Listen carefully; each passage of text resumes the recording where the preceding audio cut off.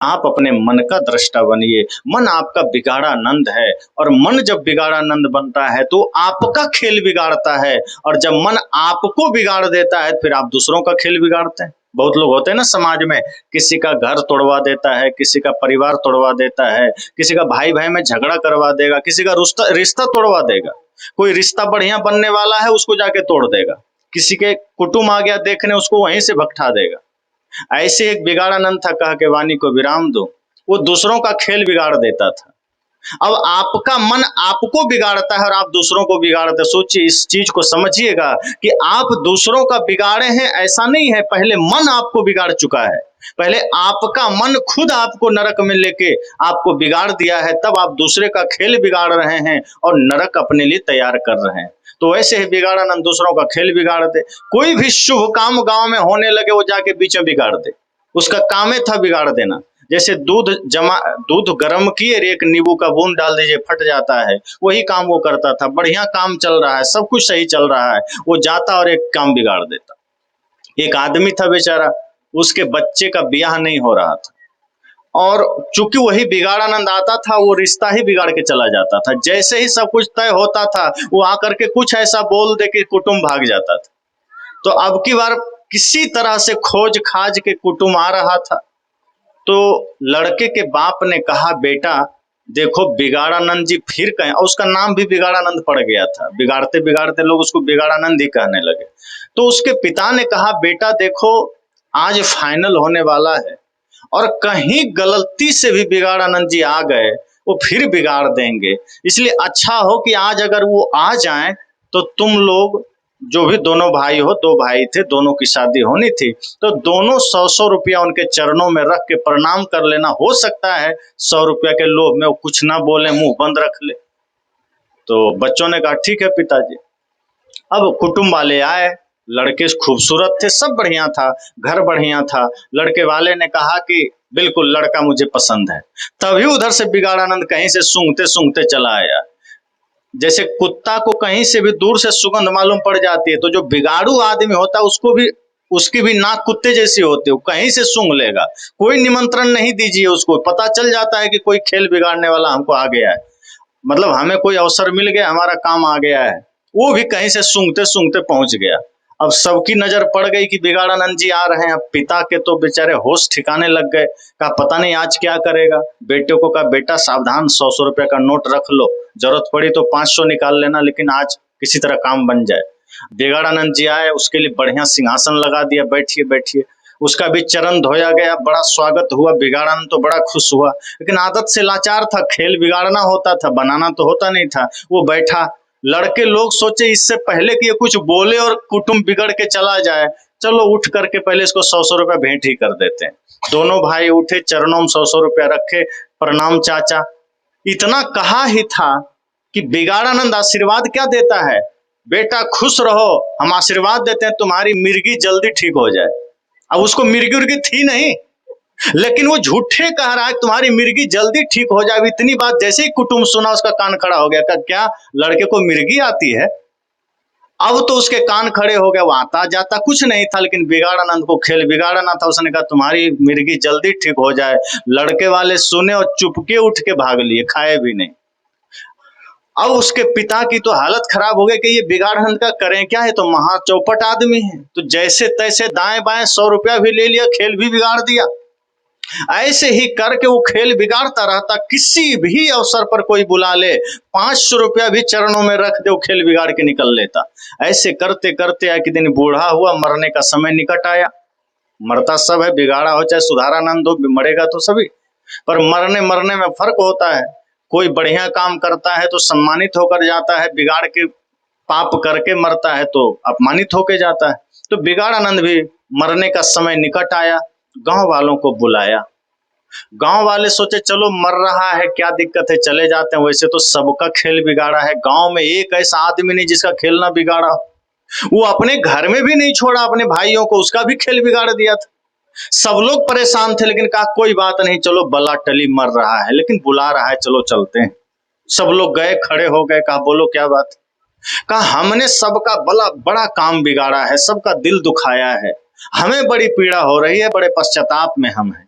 लोगों को लगा हो सकता है मरने का समय निकट आया है, इसलिए इसको पीड़ा हो रही है, इसलिए इसको थोड़ा सा धर्म का ज्ञान आ गया है, क्योंकि मरने के समय थोड़ी सी सच्चाई आदमी को समझ में आ जाती। लोगों ने कहा कोई बात नहीं, तुमने जो किया हम तुम्हें माफ करते हैं, मरो। कहा नहीं नहीं नहीं नहीं, ऐसे में नहीं होगा, आप माफ कर देंगे इतना से कैसे काम चलेगा, मुझे कुछ सजा दे दीजिए। कहा नहीं, जीते जी क्या सजा दे सकते हैं, अब तुम मर ही जाओ बढ़िया से, बस निकल लो, हमारा इतने में कल्याण हो जाएगा। उसने कहा नहीं, एक काम कर दीजिए, मेरी एक आखिरी इच्छा पूरी कर दीजिए। कहा बोलो क्या है। लोगों ने सोचा आखिरी इच्छा है, कर देंगे, क्या दिक्कत है, बच्चा भला है मर जाए। उसने कहा जब हम मर जाएंगे तो इसी मुख से हमने सबका काम बिगाड़ा है, इसी मुख से बोल बोल के हमने सबका दिल दुखाया है, तो बस आप लोग इतना कीजिएगा कि आज जैसे ही हम मर जाएंगे तो एक हाथ का खूंटा लकड़ी का मेरे मुख में ठोक दीजिए। लोगों ने कहा ये क्यों कर दें भाई, तुमको ये क्यों, हमें कोई दुख नहीं है, तुम मरो बस, निकलो, हम जला उला के साफ कर देंगे, भंडारा भी कर देंगे, तुम चिंता मत करो। कहा नहीं नहीं, आखिरी इच्छा है पूरी कर दीजिएगा, कम से कम एक लकड़ी का खूंटा मुंह में डाल दीजिएगा। लोगों ने कहा मर ही जाएगा तो खूंटा डालो चाहे लोहा डालो, इसको क्या फर्क पड़ेगा, जिंदा आदमी को दुख होगा, ये तो मर ही जाएगा, तो चलो इसकी आखिरी इच्छा डाल देंगे। कहा हाँ, डाल के और राम नाम सत्य होकर बोल के हमको मरघट में जला दीजिएगा। कहा चलो ठीक है, इसका एक आखिरी इच्छा भी पूरी कर देंगे। वो मरा, लोगों ने बढ़िया लकड़ी छीला, मुंह में ठोक दिया और ऊपर से कफन ओढ़ा दिया। अब सब गांव वाले सोचे चलो सब मिलके इसको जला देते हैं। अब जो कपड़ा ओढ़ाया था तो सिग्नल की तरफ वो 1 फीट ऊंचा खड़ा था पूरा, वो अब अलग से ही मालूम पड़ता था कुछ जरूर इसमें किया गया है। अब वो कंधा में लेके जा रहा है, उधर से पुलिस की गाड़ी आ रही थी, नजर पड़ गई, करे ऊपर क्या उठा हुआ है, तो बड़ा विचित्र लाश है भाई, आज तक ऐसी अर्थी हमने नहीं देखा कि अर्थी पर ऐसे सिग्नल खड़ा हो। कही क्या है, कहा नीचे उतारो। कहा कुछ नहीं, हमारे गांव के बिगाड़ानंद जी हैं, मर गए, उसी को ले जा रहे। कहते ये ऊपर उठा हुआ सिग्नल क्या है, हटाओ, कफन हटाओ। कफन हटाया तो देखता है मुख में लकड़ी ठूसा हुआ है। कहे तुम लोग इतने ज्यादा क्रूर हो कि बेचारे के मुंह में लकड़ी ठूस के मार के ऊपर से तुम कफन ओढ़ा के ले जा रहे हो। कहा नहीं नहीं, हमने कुछ नहीं किया है, इसी ने कहा था कि हम मर जाए तो लकड़ी ठोक देना। कहा ऐसा कौन कहेगा भाई, अब उसका प्रमाण है, अब वो तो मर गया बेचारा, प्रमाण कौन देगा, वो तो मर चुका है, कोई वीडियो रिकॉर्डिंग तो थी नहीं कि सुना दे। अब गांव वाले को लग गया कि मरते मरते भी हम लोग का खेल बिगाड़ के ही चला गया है, आदत थी बिगाड़ने की, सुधार के कैसे जाता, वो मर के भी खेल बिगाड़ दिया। पुलिस ने कहा तुम लोग रगे हाथ पकड़े गए हो, एक आदमी को खूंटा ठोक के मारे हो, गांव वाले सब मिलकर, सब 40-50 आदमी को जेल में बंद कर दिया। बिगाड़ानंद उन सबको मरते मरते भी जेल में ठुसवा के चला गया। वो लोग रो भी रहा है, हंस भी रहा है उस बिगाड़ानंद पर कि वाह रे बिगाड़ानंद, तो जीवन भर खेल बिगाड़ा, अंत में कुछ धर्म का मौका मिला था, कुछ पुण्य का मौका मिला था, कुछ सत्य का मौका मिला था, वो भी तुमने गंवा दिया, तुमने अंतिम में हम सबको जेल में डलवा के चला गया। यही काम ये मन आपसे करा रहा है, यही काम आपका मन क्षण क्षण में आपसे करा रहा है, और आप मन के आगे लाचार होकर के कभी गाली दे बैठते हैं, कभी क्रोध कर बैठते हैं, कभी हिंसा कर बैठते हैं, कभी नफरत कर बैठते हैं, कभी घृणा कर बैठते हैं, कभी ईर्ष्या कर बैठते हैं, और यही चीज जब बाहर आ जाती है तो आप समाज में फिर खेल बिगाड़ने लगते हैं, फिर समाज का आप काम बिगाड़ने लगते हैं। इसलिए सदगुरु कबीर कहते हैं अपने मन का दृष्टा बन जाइए। जब मन को आप दृष्टा बनेंगे, जब मन को देखने लगेंगे, तब आपको पता चलेगा कि नहीं आप स्वामी हैं, मन आपका सेवक है। चूंकि मन अभी आपका मालिक बन गया है, आप सेवक बने बैठे हैं, इसलिए सारे पाप हो रहे हैं। जिस दिन आदमी अपने आप का स्वामी बन जाएगा और मन उसका सेवक बन जाएगा, कभी कोई आदमी गलत कर ही नहीं सकता। जिस दिन आप ध्यान के द्वारा, इस सत्संग के द्वारा अपनी शक्ति को पहचान लेंगे, अपने आप को पहचान लेंगे, गलत कर्म छूट जाएंगे। विश्वास रखिए, ये सत्संग है, सत्संग जीवन बदलता है। ये सत्संग साधारण नहीं है, लेकिन मिलता उसे ही है जो यहाँ बदलने की चेष्टा लेकर आता है। आप अगर बदलने को इच्छुक हैं तो इसी में से कोई लक्ष्मीबाई बन जाती है, इसी में से कोई मीराबाई बन जाती है, इसी में से कोई अनुसुईया बन जाती है, कोई सीता बन जाती है, इसी में से कोई विदुर बन जाते हैं, कोई सबरी बन जाती है, इसी में से कोई भगत सिंह बन जाता है, इसी में से कोई महाराणा प्रताप बन जाता है, इसी में से कोई चंद्रशेखर आजाद बन जाता है, कोई बुद्ध महावीर कबीर बन जाता है। लेकिन वही बनता है जो बनना चाहता है, जो जीवन को बदलना चाहता है। अगर सत्संग में बैठ करके हम जीवन को बदलना ही नहीं चाहते, हम राजी ही नहीं है कि हम यहाँ आए, सुने और घर गए फिर वैसे ही हो गए, गंगा में गंगा दास, मथुरा में मथुरा दास, जमुना में जमुना दास, जहां गए वैसे ही ढल गए, बन गए। अपना कोई अस्तित्व नहीं, कोई नैतिक मूल्य नहीं, कोई नियम नहीं, कोई प्रतिष्ठा नहीं, कोई मर्यादा नहीं।